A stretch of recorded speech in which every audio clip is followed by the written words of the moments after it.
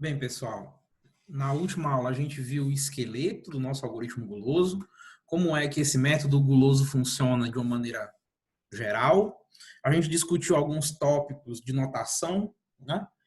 Hoje a gente vai ver dois exemplos de aplicações concretas daquele algoritmo abstrato, daquele algoritmo guloso que a gente viu na nossa aula passada. Eu vou apresentar dois problemas para vocês. O primeiro vai ser seleção de tarefas e o segundo vai ser mochila fracionária. Então vamos lá. Vamos começar com o problema de seleção de tarefas. É dado para a gente um conjunto de tarefas, esse conjunto T maiúsculo. A gente sabe o horário de início, que eu vou chamar de BI, e o horário de final, que eu vou chamar de EI, para cada tarefa TI. Né? Então, a gente tem um conjunto de N tarefas. Para cada uma delas, eu sei o seu horário de início, BI, e o seu horário de final, EI, para cada tarefa, TI. O que é que eu quero? Eu quero selecionar a maior quantidade de tarefas possíveis. Esse problema, ele admite um algoritmo guloso e a gente vai propor para ele um algoritmo guloso. Como eu disse, no nosso algoritmo guloso, né, melhor, antes da gente começar o nosso algoritmo guloso, eu vou discutir com vocês um pouco da representação, porque eu costumo representar esse problema de uma maneira um pouco, na verdade, uma maneira comum, mas um pouco particular. Eu vou representar as nossas tarefas como sendo segmentos de reta, no caso aí, segmentos azuis. Né? A linha, o meu eixo X, nessa linha horizontal, ela vai representar para mim o tempo. Então, eu vou colocar as minhas tarefas exatamente entre o seu tempo de início e de final. Né? Cada tarefa representa um segmento de reta, que começa no seu tempo de início e termina no seu tempo de final. O meu eixo Y representa as tarefas. Né? Então, cada tarefa está num nível, né, do eixo Y, está num valor do eixo Y, e o meu eixo X vai representar para mim o tempo. O tempo de início, a linha do tempo, né, de início e final de cada tarefa, e a tarefa em si é o intervalo de tempo entre o seu início e o seu final. Né? Vamos lá. Nesse contexto, o que vai ser a independência? Né? Lembra que o nosso algoritmo guloso tem duas características principais? É a independência e o critério guloso. O que vai ser essa minha relação de independência ou a relação de dependência? Vamos pegar essa tarefa verde, por exemplo. Se eu realizar a tarefa verde, eu não posso mais realizar a tarefa em vermelho. Por quê? A tarefa verde, ela termina depois da tarefa em vermelho começar. Então, eu não posso começar a tarefa em vermelho, porque eu não terminei a tarefa em verde ainda. Esse vai ser o meu critério de dependência. Eu vou dizer que duas tarefas são dependentes se o período de término de uma está depois do período de início. Ou melhor, se o período de início de uma tarefa está entre o período de início e de término de outra. Eu vou dizer que elas, então, são dependentes. No fundo, eu estou dizendo que elas não podem ser feitas porque elas precisam do mesmo tempo. Né? Elas não podem ser realizadas em conjunto porque elas precisam ser feitas ao mesmo tempo e a gente não pode realizar as tarefas ao mesmo tempo. A gente só pode realizar uma tarefa de cada vez. Por exemplo, a minha tarefa verde, né, ela interfere, né, ela não pode ser realizada com as minhas tarefas em vermelho, de novo pela mesma razão. As minhas tarefas em vermelho, elas estão começando, né, dentro do período de realização da minha tarefa verde. Então, a minha tarefa verde, ela interfere ou ela é dependente das tarefas em vermelho. Então, se eu escolher realizar a tarefa verde, eu não posso realizar as minhas tarefas em vermelho. porque eu realizo as tarefas uma por uma e elas só podem ser realizadas a partir do seu momento de início. Vamos lá, vamos começar agora com o nosso critério guloso, né? E agora eu vou usar o meu problema das tarefas para exemplificar que, apesar do meu problema admitir sim um critério guloso, ele não admite todo e qualquer critério guloso. Ou seja, não é porque funciona, né, o seu algoritmo funciona escolhendo as tarefas de uma maneira com um certo critério, que é guloso, que qualquer critério que você me dê que seja guloso também vai funcionar. Não é assim. Né? Vamos lá. Por exemplo, um critério que você pode imaginar é o seguinte: vamos escolher a tarefa que começa mais cedo. Por quê?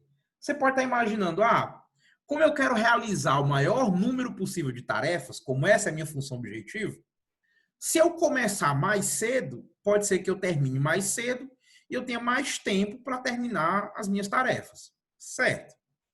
Vamos pegar esse meu exemplo aí, né? De novo, o meu eixo X é o tempo e o meu eixo Y são as tarefas. Cada segmento desse em azul é uma tarefa. Qual é a tarefa que começa mais cedo? É essa tarefa em vermelho, né? Se eu escolher essa tarefa em vermelho, eu não posso escolher mais tarefa nenhuma, né? Porque todas as demais tarefas, elas interferem com essa tarefa em vermelho. É claro que eu podia escolher as duas tarefas em verde, né? Porque elas não interferem uma com a outra. Então, o meu critério de escolher a tarefa que começa mais cedo não é um critério ótimo, né? Não é um critério guloso ótimo. Veja, ele é um critério guloso. Em um certo momento, eu estou escolhendo aquilo que para mim parece mais vantajoso. Parece ser mais vantajoso escolher a tarefa que começa mais cedo. Ele está funcionando? Ele está me dando a solução ótima? Não. Nesse meu exemplo, eu posso escolher as minhas tarefas em verde, elas são duas. Se eu usar o meu critério guloso, eu sou obrigado a escolher a tarefa em vermelho e ela é só uma. Como eu quero aumentar o número de tarefas que eu realizo, é claro que eu podendo realizar duas tarefas, realizar uma só não é a minha solução ótima. Vamos tentar escolher as tarefas mais curtas, né? Por quê? Qual é a intuição por trás disso? É que, olha, se as tarefas são curtas, eu acho que eu consigo terminar elas mais rápido, né? E se eu conseguir terminar elas mais rápido, parece que eu tenho mais tempo para fazer as outras tarefas, né? Vamos pegar esse meu exemplo. Se você escolher as tarefas mais curtas, você vai escolher as tarefas em vermelho, não é? Veja que se eu escolher as tarefas em verde, eu consigo realizar 3 tarefas, enquanto escolhendo as tarefas em vermelho, eu só consigo realizar 2. Por quê? A minha tarefa em vermelho, né, a que está em vermelho, mais à esquerda, ela interfere com a primeira tarefa verde, e a minha última tarefa em vermelho interfere com as outras 2 tarefas verdes restantes. Meu critério é guloso? Eu estou tentando escolher o que eu acho que é melhor. Eu achei que tarefas curtas era a melhor coisa a fazer. Está funcionando? Não. Usando esse critério de escolher a tarefa mais curta, eu escolhi 2 tarefas que interferiam com todo o resto. Se eu não escolhesse essas 2, eu poderia ter escolhido as 3 tarefas em verde e teria conseguido realizar 3 tarefas em vez de 2. Certo. Então, o meu critério é guloso, mas não é o melhor, não é o critério ótimo. O critério ótimo, né, e o critério guloso que a gente vai ver que é ótimo, é escolher a tarefa que termina mais cedo. Não é a que começa mais cedo, mas a que finaliza mais cedo. E a ideia aqui é que você tenha mais tempo livre. Na verdade, você pode imaginar que isso é um misto das 2 ideias que não deram certo. Né? A intuição por trás da tarefa de menor tamanho, né? Do critério guloso da tarefa de menor tamanho, era ter mais tempo, né? Que é mais ou menos o que a gente está fazendo aqui. O problema é que o critério guloso anterior, só considerar o tamanho, ele meio que ignorava o fato que as tarefas têm horários fixos, que era justamente o que o primeiro critério, escolher a tarefa que começa mais cedo, né, se baseava. Esse daqui a gente meio que está juntando os dois anteriores. Eu estou querendo a tarefa que termina mais cedo. Esse critério aqui, ele é ótimo, né? Aí você vai se perguntar, certo, professor? Esse critério aí é o critério guloso, vamos dizer assim, correto, né? É o critério guloso que vai te dar a solução ótima. Como é que eu sei disso, né? Bem, você vai ter que fazer uma prova, e aqui eu estou dizendo uma prova matemática, de que esse sim é o critério guloso correto, é o critério que vai te dar a melhor solução. Como é que você vai fazer isso, né? O que você vai ter que fazer é provar, basicamente, que o seu problema, com esse critério guloso, satisfaz o princípio da otimalidade, né? Satisfaz o critério de otimalidade. Existem muitas maneiras de fazer isso. A maneira mais simples, né, e que funciona em quase todos os problemas, não vou falar todos, mas que funciona em quase todos os problemas, é provar o seguinte: é provar que a sua primeira escolha está certa. Como assim? Né? Como assim a sua primeira escolha? Você vai ter que mostrar que a primeira escolha que o seu algoritmo faz, com certeza está na solução ótima. Com certeza, uma solução ótima para o seu problema contém a primeira escolha que o seu algoritmo faz. Para o problema das tarefas, com o nosso critério guloso de terminar mais cedo, isso se transforma na seguinte afirmação: a tarefa que termina mais cedo está na solução ótima. Ponto. É isso que a gente vai ter que provar. Uma maneira de provar isso, né? Na verdade, a maneira que é mais usual e a maneira que é mais simples de fazer esse tipo de demonstração é por absurdo. Então, eu vou provar agora para vocês, por absurdo, que a tarefa que termina mais cedo, ela com certeza está na solução ótima, ela com certeza está em uma solução ótima, certo? Então, vamos lá. Vamos dizer que a tarefa que termine mais cedo seja a TJ, certo? E essa tarefa TJ, ela começa no tempo DJ e termina no tempo EJ. E esse tempo EJ é o menor possível. Vamos lá, me dê uma solução ótima que não contenha a TJ, certo? Vamos dizer que essa solução seja a TA1 com a TA2 até a TAK, certo? É uma solução ótima, é um conjunto de tarefas, certo? Com o maior número possível de tarefas, sem a tarefa TJ. Agora preste atenção. Eu posso tirar a TA1 e colocar a TJ. Por quê? A TJ não é a tarefa que termina mais cedo? Então ela tem que terminar antes da TA1. Veja, se ela termina antes da TA1, ela com certeza não interfere ou não é dependente de nenhuma das outras tarefas, nem da TA2, nem da TA3, nem da TA4, até a TAK. Por quê? A TA2, a TA3, a TA4, até a TAK, elas são independentes com relação à tarefa TA1. Isso quer dizer que todas elas começam depois que a TA1 termina. Mas, bem, se a TJ termina antes da TA1, lógico que ela também é independente de todo o resto das tarefas, porque se elas eram independentes da TA1, elas têm que ser independentes da TJ, porque a TJ começa ainda mais cedo. Logo, a gente tem uma solução com a mesma quantidade de tarefas, né? Uma solução que é ótima. Veja, eu acabei de te mostrar que você pode pegar qualquer solução ótima e colocar a TJ. Então, existe uma solução ótima que contém a TJ. Normalmente, as nossas provas desse critério de otimalidade vão seguir sempre esse mesmo raciocínio.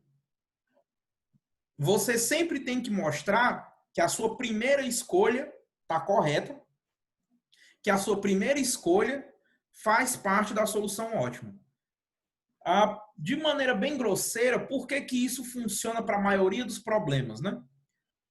Porque depois que você mostra que a primeira solução, que a primeira escolha que você fez faz parte da solução, as outras escolhas vão seguir o mesmo raciocínio. Então, basta você fazer isso uma vez, basta você fazer isso para a primeira. Professor, existe alguns exemplos em que isso não funciona? Sim.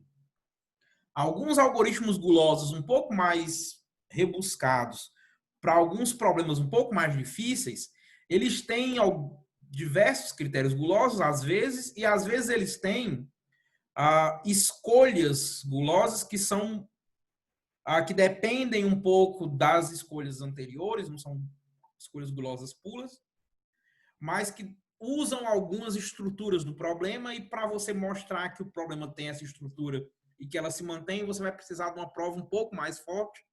Você vai precisar mostrar que em toda interação do algoritmo guloso isso se mantém, e aí não é tão fácil assim. Nos nossos exemplos, e na maioria dos algoritmos gulosos, basta você mostrar esse primeiro caso, basta você mostrar que o primeiro elemento está na sua solução ótima.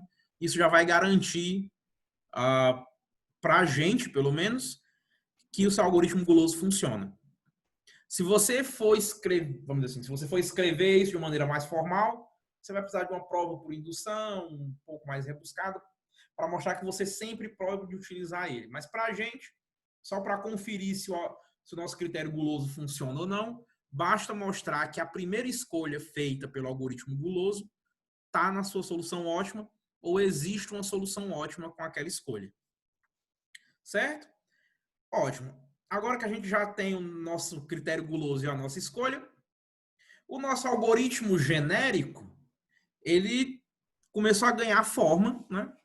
Para o nosso problema de tarefas, ele fica desse jeito, né? Eu vou escolhendo a tarefa que termina mais cedo, vou colocando ela no conjunto S e vou removendo do meu conjunto T todo mundo que está em conflito com a tarefa que termina mais cedo. E eu continuo fazendo isso até que o conjunto das minhas tarefas tenha acabado. Vamos lá, qual é a complexidade desse problema, né? Bem, escolher a que termina mais cedo e determinar quais são as que conflitam com ela pode ser feito em O de N. Para você escolher a que termina mais cedo, você pode olhar em todas as tarefas e escolher a menor delas, a que termina mais cedo. Para determinar se elas entram em choque, basta você verificar para toda tarefa que não é a que você escolheu, se o tempo de início dela está entre o tempo de início e de final da tarefa que você escolheu. Então, usando a nossa fórmula para a complexidade de algoritmo guloso, essa complexidade é O de N ao quadrado. Então, só usando, vamos dizer assim, o nosso algoritmo mais genérico, a gente chega numa complexidade de O de N ao quadrado. A gente pode melhorar isso? Podemos, algumas partes, né? Vamos lá. Eu posso melhorar essa escolha da tarefa que termina mais cedo? Posso, né? Em vez de usar simplesmente um conjunto, eu podia usar uma heap. Então, o custo de determinar essa tarefa que termina mais cedo cairia para log de n. Eu poderia também ordenar as minhas tarefas para conseguir determinar as tarefas que chocam umas com as outras mais rápido, né? Se as tarefas estivessem todas ordenadas, bastaria verificar,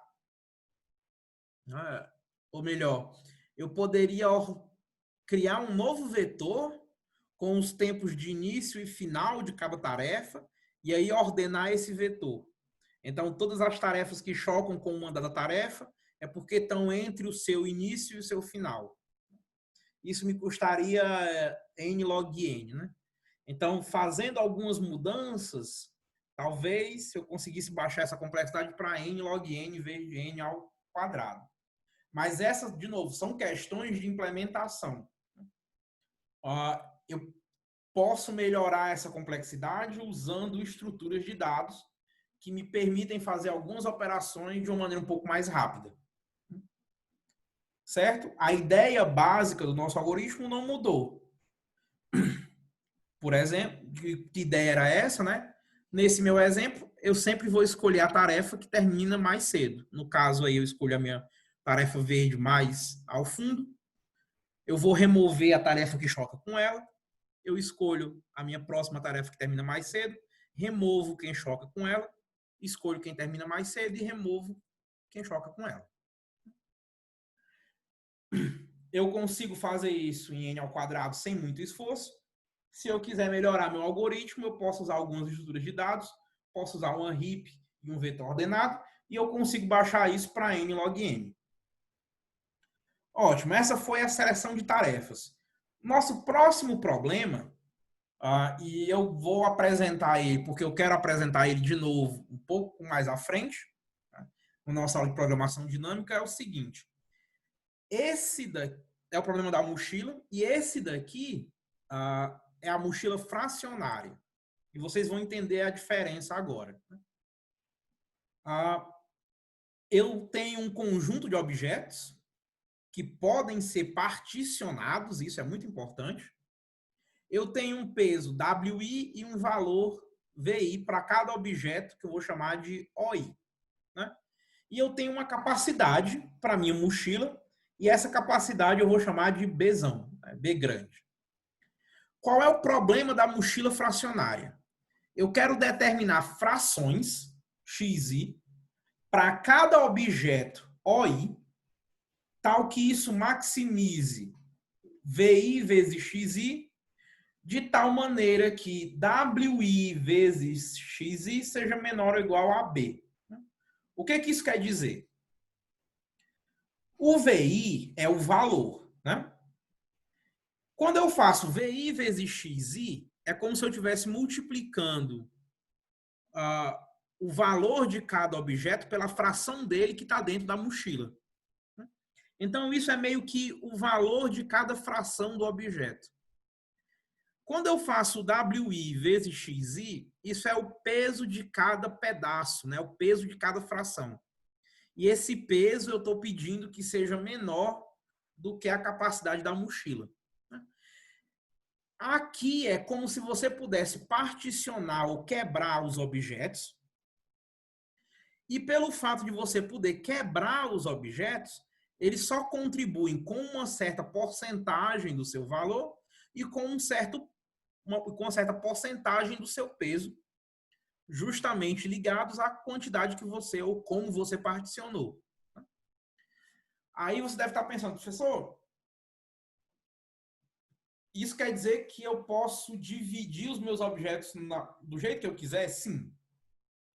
Uma maneira de você pensar sobre isso é como se fossem barras de chocolate. Você pode dividir as suas barras de chocolate da maneira que você da maneira que bem lhe interessar, da maneira como você quiser. Esse problema da mochila fracionária, ele tem uma contraparte, né, que é o problema da mochila inteira. O que é que tem na mochila inteira, né? Bem, você não pode fracionar. Você não pode dividir os elementos. Você vai realmente escolher se você coloca o elemento todo ou não. Né? Por exemplo, é como se você estivesse colocando notebooks na mochila. Você não ganha nada se você partir o notebook ao meio. Né? Ele não tem valor nenhum se você dividir um notebook com a serra elétrica ao meio. Metade de um notebook não vale metade do valor venal do seu notebook. Então, existem aplicações em que você pode particionar os objetos. Essa é a mochila fracionária, é essa que a gente vai resolver agora. Existem aplicações que você não pode particionar, essa é a mochila inteira. É o que a gente vai ver na aula de programação dinâmica. Então, vamos lá. Nesse problema aqui, a gente pode particionar os objetos e a gente quer maximizar o valor que a gente consegue colocar na mochila, sabendo que o valor é proporcional à fração do objeto que você coloca e sabendo que o seu peso, o peso que ele ocupa na mochila, também é proporcional a essa fração. Né? Vamos lá, vamos ter algumas ideias, então. Né? Eu vou representar a minha mochila, né, como esse cubo que está aí ao lado em cinza. Vamos dizer que ele tem um valor 4, né? Ele tem uma capacidade de 4. Os meus objetos eu vou representar por essas figuras geométricas, né? Esse quadrado, esse círculo, esse triângulo e essa estrela. O que está dentro deles é o valor de cada um deles. O que está em cima é o seu peso. Então, o quadrado tem valor 3 e peso 3.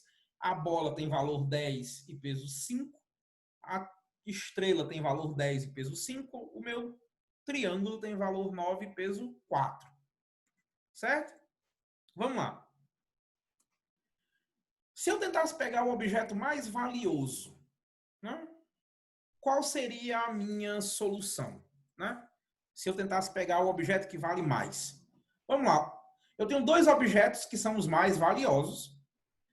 É a minha estrela e a minha bola. Todos eles têm o mesmo valor e o mesmo peso. Então, vamos dizer que eu, por exemplo, peguei a bola, que não faz diferença.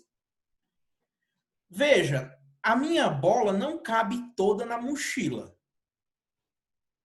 A minha bola tem peso 5, a mochila tem tamanho 4.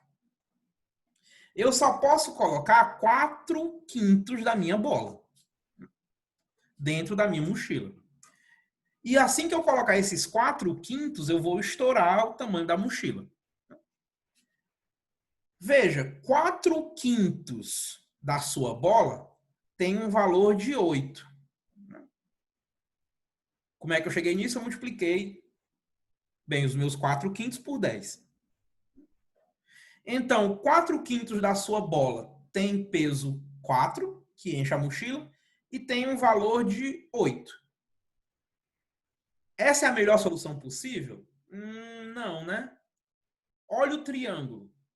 O triângulo ele tem peso 4, então ele cabe exatamente na minha mochila, e tem um valor de 9, que é maior do que o valor 8 que você consegue com a sua bola.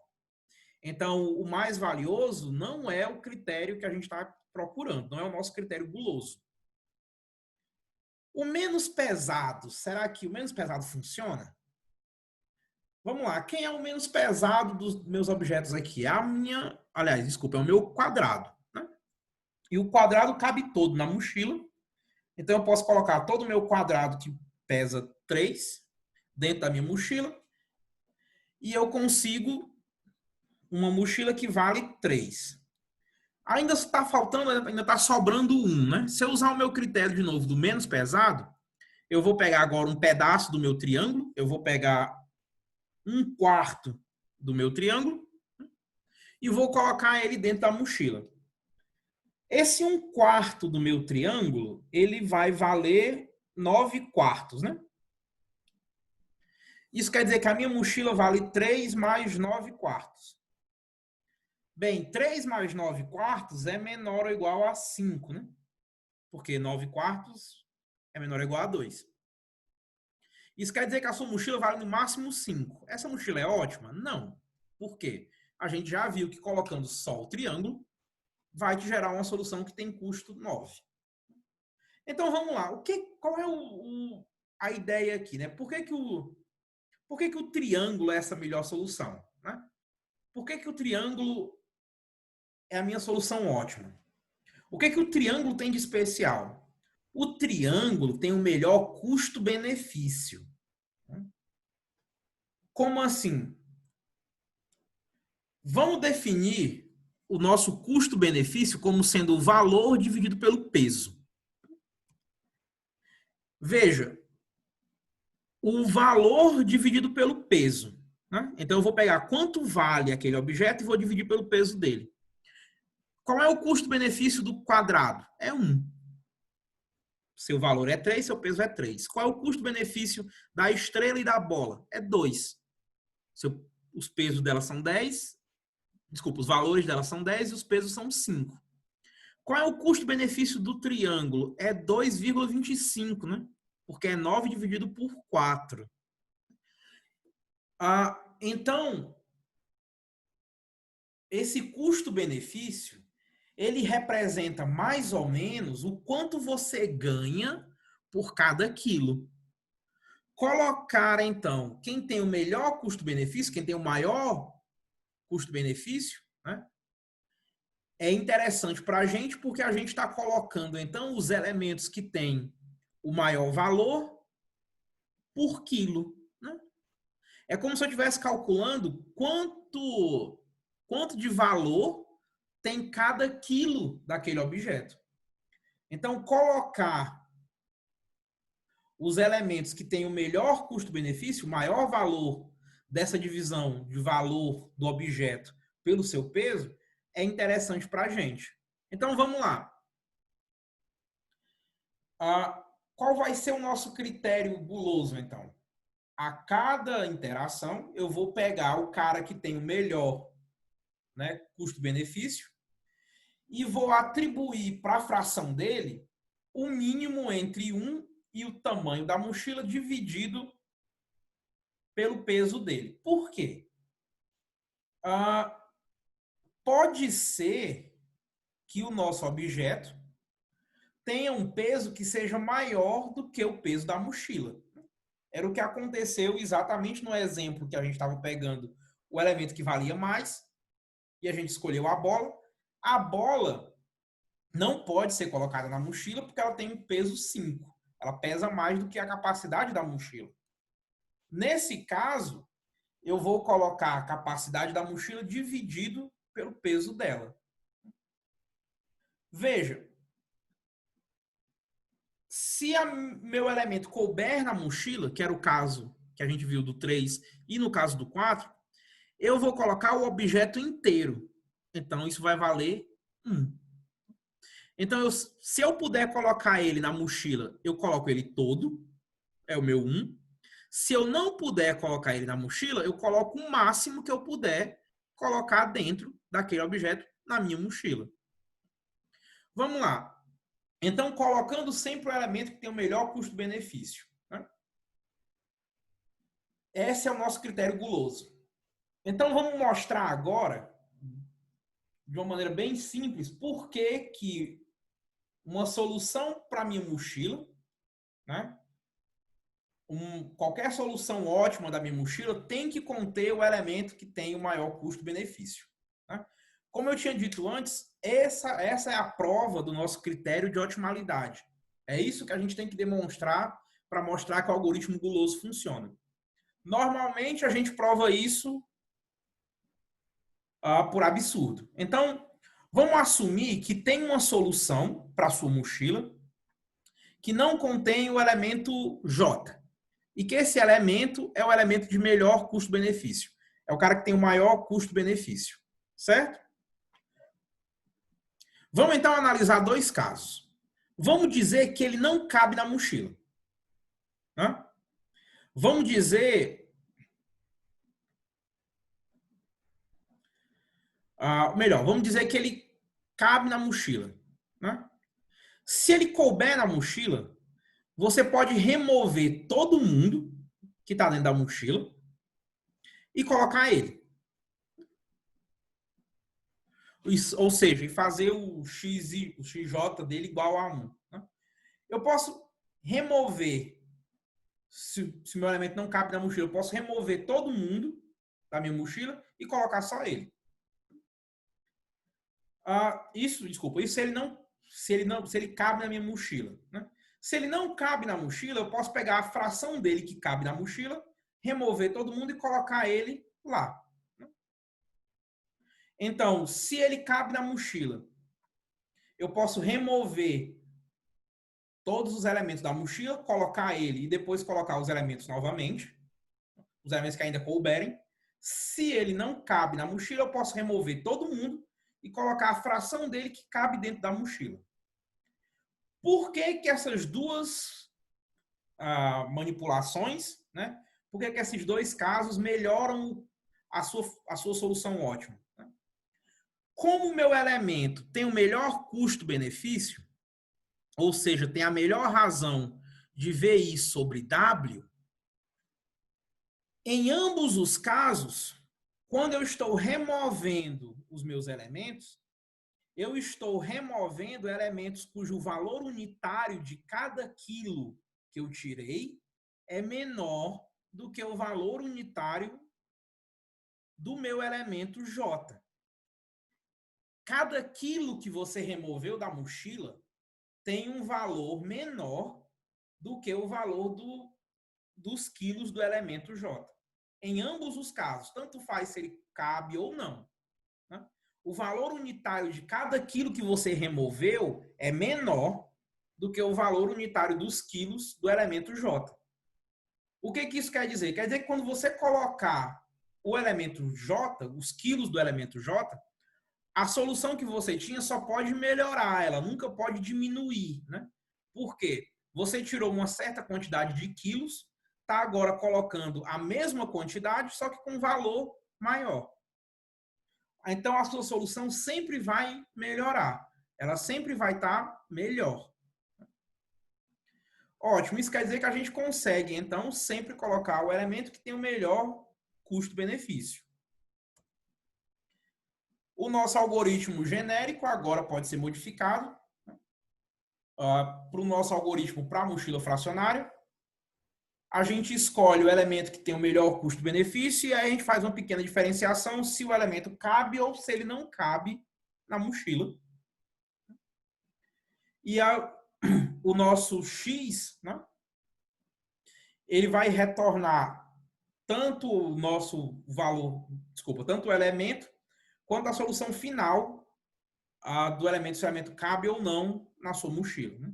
Se o elemento faz ou não parte da sua mochila. Veja que, e agora você deve estar pensando, professor, mas esse negócio da mochila fracionária é um pouco enganoso, né? Porque, na verdade, só tem um elemento que vai ser fracionário, né? Porque, veja bem, todos os elementos que têm um bom custo-benefício, né? Se eles cabem na mochila, vão ser colocados integralmente, né? O único elemento que não vai ser colocado de maneira integral na mochila é justamente o último cara, o cara que não couber mais na mochila e eu vou poder colocar um pedaço dele. Sim, é isso mesmo. É exatamente o cara que não vai conseguir caber na mochila que você coloca só um pedaço dele. Mas isso faz diferença. A gente vai ver que na última parte do curso, esse problema da mochila fracionária, ele é um problema fácil. A mochila inteira, que não permite que você coloque essas frações, é um problema muito difícil. E a diferença vem desse fato de você poder meio que preencher a mochila no finalzinho. Né? Bem, esse algoritmo tem uma complexidade, e aí é interessante você perceber que aqui a relação de dependência não existe, né? Porque, na verdade, você colocar um objeto, a priori, não te impede de fazer nenhuma escolha. Lógico, você vai dizer, mas a mochila vai encher. Vai. Mas isso é mais um critério da sua escolha, né? Quando você coloca um objeto na mochila, o objeto não proíbe a escolha de nenhum outro objeto, desde que a mochila ainda tenha vaga. Né? Então, aqui a gente não tem uma relação de dependência clara. Né? Na verdade, é como se todos os objetos fossem independentes.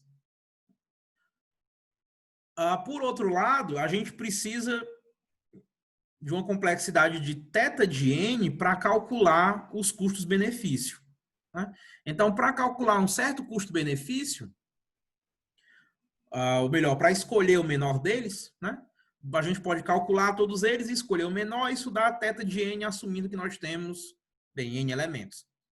Usando a fórmula do nosso algoritmo guloso, a nossa complexidade vira θ de n ao quadrado. Você pode melhorar essa complexidade? Provavelmente, né? Como? eu podia calcular os custos-benefício e colocar todos eles num vetor ordenado, né? Isso me custaria n log n,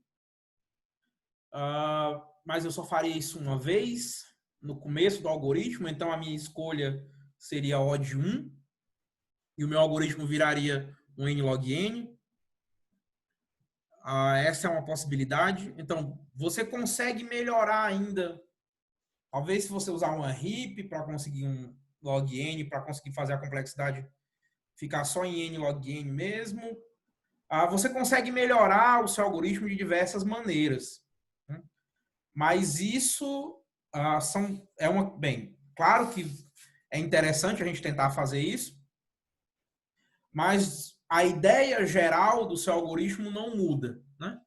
A ideia geral do seu algoritmo guloso, ela não muda, ela é a mesma. Você está escolhendo os elementos que têm o melhor custo-benefício. O que é que mudou, né? O que é que muda aqui? O que está mudando é só como você implementa isso, é o uso que você faz das suas estruturas de dados. Bem, pessoal, isso termina a nossa parte de algoritmos gulosos. A gente viu uma parte mais teórica e agora 2 exemplos de como algoritmos gulosos funcionam.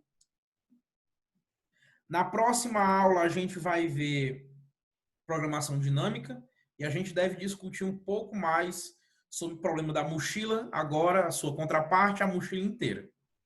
Então, eu vejo vocês lá, pessoal.